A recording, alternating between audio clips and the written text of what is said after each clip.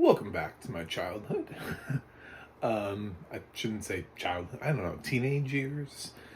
I was, I was not technically old enough to see Scream on my own when it first came out. So, but it is. I definitely saw it, and I definitely owned it on the really super cool medium known as a VHS back in the day. I owned it on VHS. It was on, I don't know, like a Christmas list or a birthday list or something like that. And my mom actually got it for me. It was really cool. Normally this was the kind of movie where it was like, no, you can't see it, and she was like, yeah, it's fine. It's like, all right, let's do. She's never seen it. Yeah, so this is my, I don't know, 28th look at Scream. I have no idea how many times I've seen this film. I mean, from the time I saw it in theaters when I was a kid to like watching it on video to over the years. I know I've already listened to it at least once just since I lost my vision. Like, I can remember at least one time I've already seen this movie again. It's one of my favorite films, and it's one of those films too that I always feel like I'm uncovering something new every time I watch it. And it's always one of those films that I'm always like, I don't know if this film is that great or if it's just really feeling very 90s, but it always makes me happy. So luckily I feel like the world has sort of accepted to some extent that Scream is a classic. So when I give it like a high mark at the end of this video, the world will be like, yay, that feels just perfect. Because it was great back in the day, and we remember that, and we love it still. Anyway, I figured I'd take a look at the early part of this franchise, since at some point I'm going to be reviewing Scream 6 when it comes on Paramount Plus, after what I'm assuming is a 45-day window. Paramount Plus is currently the home of the Scream franchise, which is very unfortunate because this does not have audio description. Damn it. I'm sorry, guys. I mean, I could pop in my DVD, but my DVD is pretty old. Here's you know how I have a trilogy box set. That's how old it is. I got Scream on DVD before there was a Scream 4. So I'm not very confident that my Scream DVD has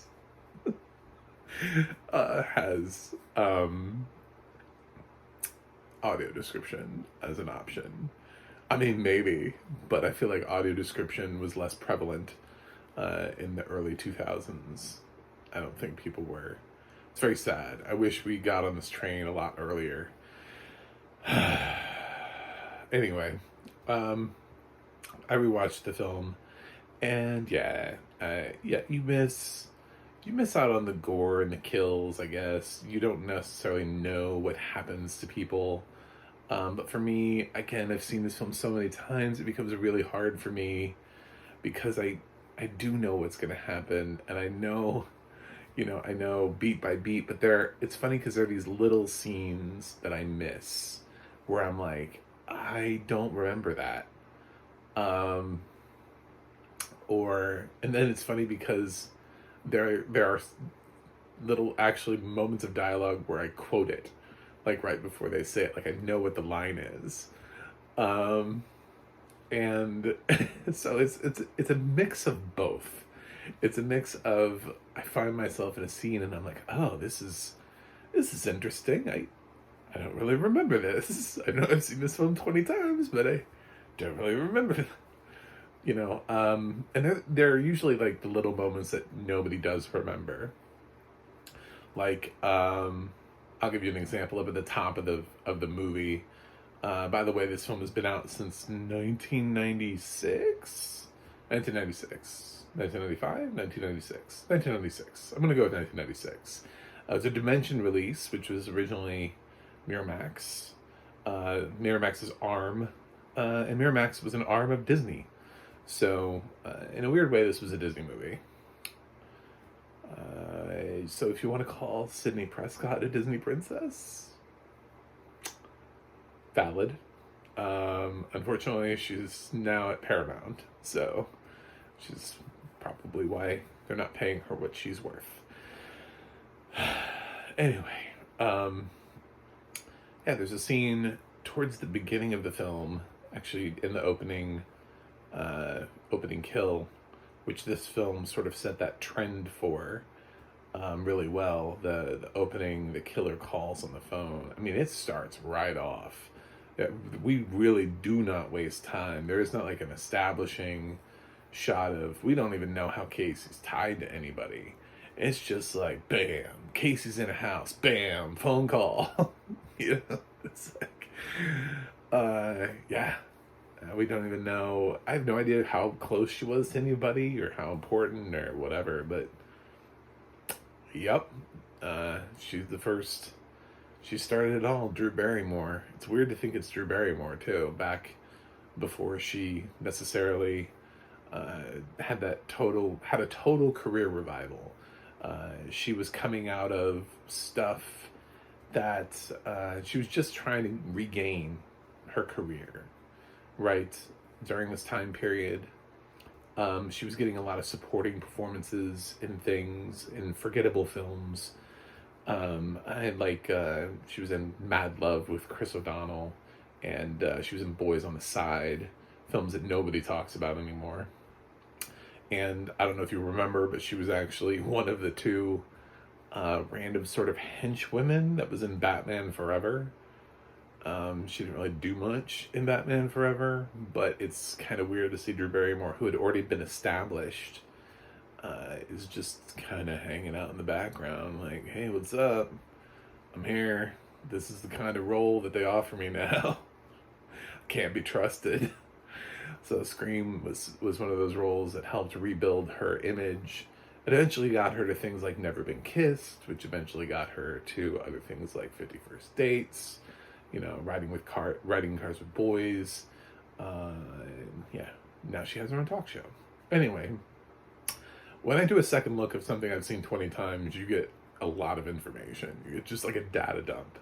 So Kevin Williamson, who would go on to write Dawson's Creek, this was his screenwriting breakthrough. And yeah, at the top of the Casey moment, I didn't realize the parents spent nearly that much time in the house as they do. I kind of just thought, for some reason, I kind of didn't remember that they went into the house and that they were running around looking for Casey. I kind of thought it was just like I thought they were like ran off screen, and we just followed Casey being dragged. And then it like cut to them for a second, because obviously like the killer had to have like 5 seconds to position Casey so that the mother could scream. And then, but no, they're in there for like a hot minute. They're like, "What's going on? What is all this?" And you hear the Jiffy Pop on the stove is about to burst. And it's just little things like that I noticed like the second time through. I kind of found it's so weird because Billy's dialogue is so cringeworthy now when you think about it. When we look back on it, it's weird to think that in the mid 90s, like, we were okay with Billy's original, because you can't immediately assume it's Billy Loomis. Even if you picked up on the Loomis last name as being a name drop to the Halloween franchise, like a nod to the Halloween franchise, you still are not supposed to pick up on Billy being the killer right away. And his whole first dialogue is so douchey. It's like, we used to be R-rated on our way to like an NC-17, and now we're just all PG-13. I'm like, what? I feel like nobody would write that dialogue anymore. Like, I love the rating references, like referentiality there, but it's just so cringy. Like, my girlfriend doesn't put out, and I'm really sad. And it's like, dude, her mom died a year, like less than a year ago, and you're moping because, like, for like the last year, you're you haven't been getting laid. Oh my god, it's like instantaneously when you go over it, you're like, why did I ever like Billy Loomis? Why did why did anybody ever like him? And Stu is such an aggressively douchey character too. Like he's always the one that's like, yeah, how they got it like the fish. Matthew Lillard does great with it, but it's like neither one of those characters are ever put in direct peril, so it becomes kind of silly that you know that we didn't see it, anybody didn't see it coming, but the thing is, I have to also transport myself back to the time when we didn't know the Scream formula. And there were horror films where the killer was not related at all to any of the characters. The killer was not like part of the group. The killer was somebody else, or the killer was an adult figure stalking teenagers. There were plenty of films like that. So that's a very valid thing to think that these teenagers are just the assholes that are going to get killed off. So you don't necessarily have to believe it's Billy or Stu. You believe that Billy and Stu are probably just like you're waiting for them to die. You're like, okay, well, eventually they're gonna die, because obviously people like this don't survive horror movies. So that's the rub about Scream, is that now we know, but back then you would have been thinking to yourself, ooh, I wonder who Ghostface is. I wonder if it's like is it like a Friday the 13th thing, which is referenced directly in the film, where it was Jason's mom, and Jason's mom was never revealed and was running around the camp. It's not like they're like, who's this lady? And then like she like runs behind a curtain and puts on a mask and then goes to kill somebody. She didn't do that. Michael Myers is very much not a part of that group in Halloween. They've played with the whole like why of everything in that lore so many times that it depends on what you're going by anymore. But it's still, he's the shape. You know what I'm saying? Like originally he's just the shape. And so it could be something like that. Freddy Krueger is just this thing that haunts people, right? On a certain street. So, I mean, there are horror films leading up to where the kids are all in peril. It's all of the kids that are in peril. It has nothing to do, it's not one of them. I know that Randy makes a prom night reference, and yes, there were films like that. And I want to say April Fool's Day, where it was somebody from the group. But, yeah, there were also films where it was just some guy for some reason. And when you are introduced to a new franchise like Scream, you don't know who is it, who's the killer.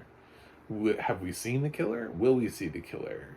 Is the killer a really minor character? It's funny how aggressively much like asshole Henry Winkler's principal character is for like the short term. It's like they want to introduce him as a possibility, and then they just know, yeah, we're gonna kill you off. You're here, short term principal. But they work so hard at trying to make you believe for a second there that he could be the killer, and they're just like, nah, we're just gonna axe him.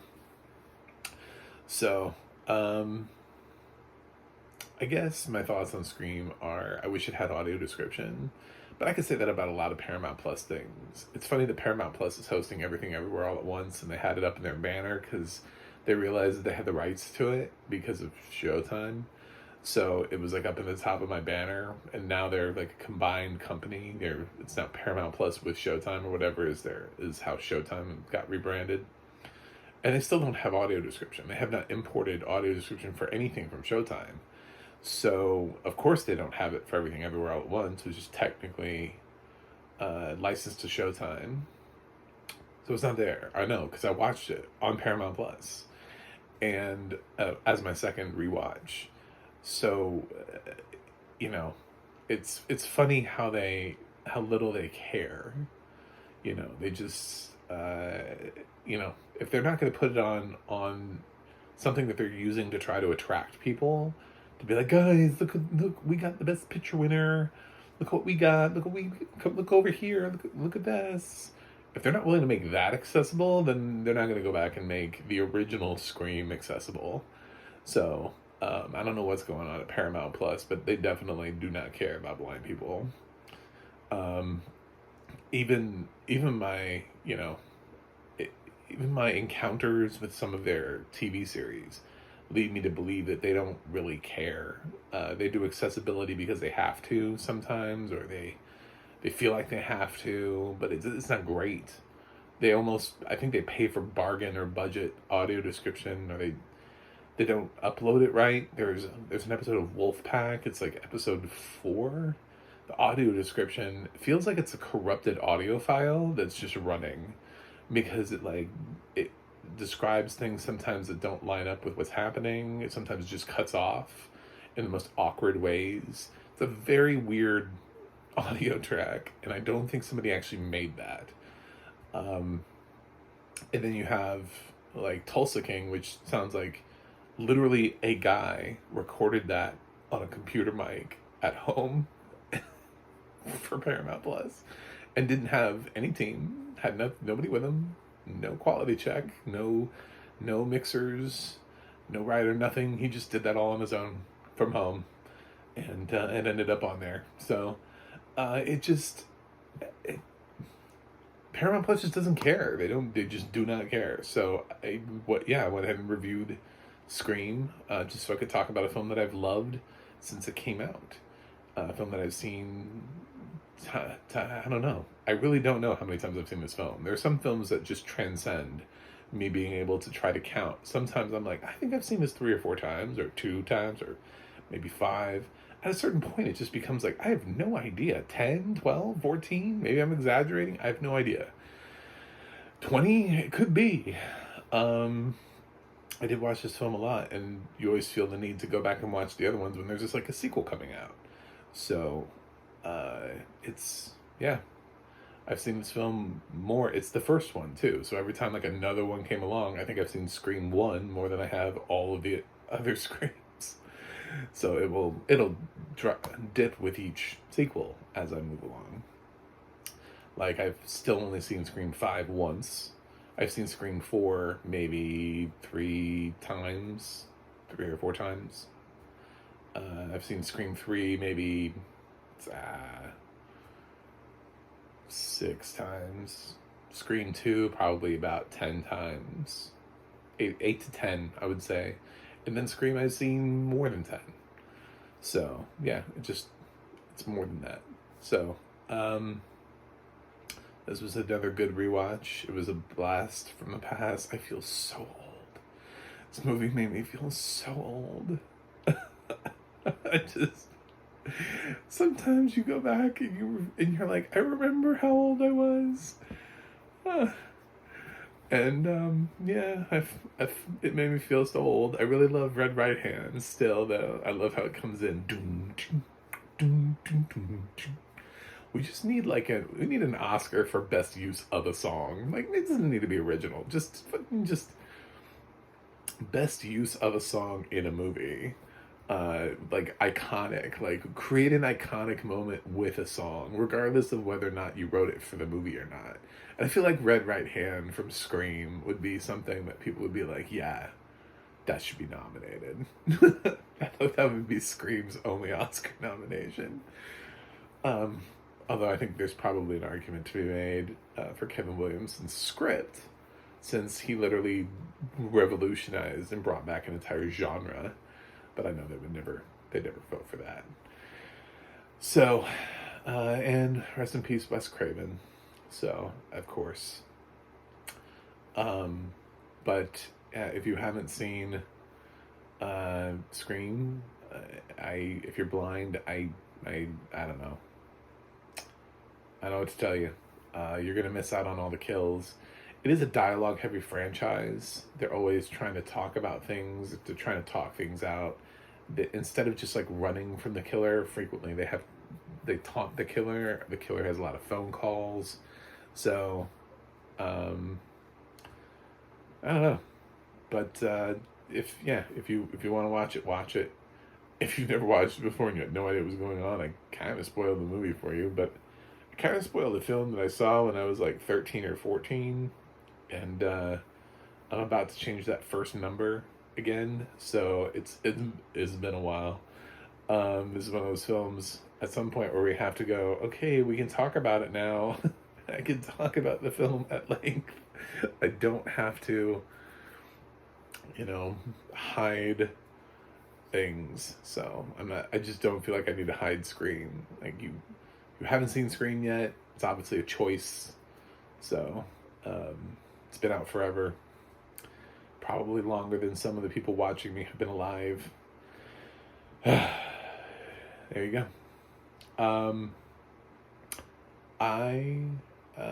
Even with the lack of audio description, I have to acknowledge the presence of Scream in my life.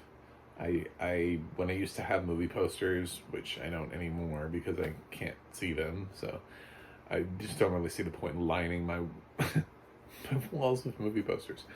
I used to have a Scream 4 poster. It was up in my house, and now I just don't have any posters. So, big fan of the Scream franchise.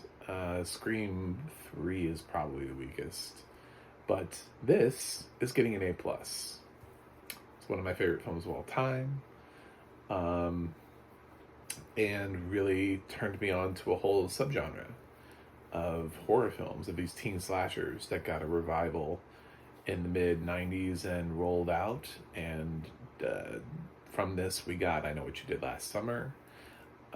We got, let's be honest, Halloween H2O was very much inspired by this trend of films that was coming along down the pike. And we got a lot of quirky things too that nobody really talks about anymore. I think movies like Idle Hands, just some really interesting things that came along as a result of teen horror being given sort of a push forward in the world. But yeah, let me know what your favorite Scream movie is, or what's your favorite scary movie, in the comments. And thanks for watching. Thanks for subscribing. If you're not a subscriber, please subscribe. I like to watch movies with audio description usually, and then hold fire to the flame. Here, I would love. I bitch about Paramount Plus all the time, and their shitty customer service and lack of audio description. It just feels like I'm just like, oh, good. Here, I'm torn because I know that it wasn't originally their film, and I don't really know how this whole thing laid out. I feel like I need more context before I just go like raging on them. I have no problem raging on Paramount Plus, but because they didn't originally own it and they bought the rights to Scream, I don't know. Was there ever an audio description track? Did they lose the rights to the audio? Are they too lazy to make another one? I don't understand what the thing here is. But this was originally, as I said, Dimension Films, which was an arm of Miramax, which is an arm of Disney. So Disney should have made an audio description track to this at some point, while they still own the franchise. Yeah. Anyway, there's a thought. So there's more than one person that is culpable in this situation. I can't really let anybody off the hook. You are all to blame. I guess just like the Scream franchise has two killers, there are two audio description killers too for this film. Weird. Alright, you can go to my website, macmoviiguy.com. You can go to the audio description project, adp.acb.org. It'll let you know what is audio description and where you can watch it. you can go to the ADNA.org. That's the ADNA.org. It'll let you know who's narrating what. And you can follow me on Instagram or Twitter at Mac the Movie Guy. Anyway, thanks for watching. Thanks for tuning. Thanks for being a fan. And I will review something else and see you guys on the other side.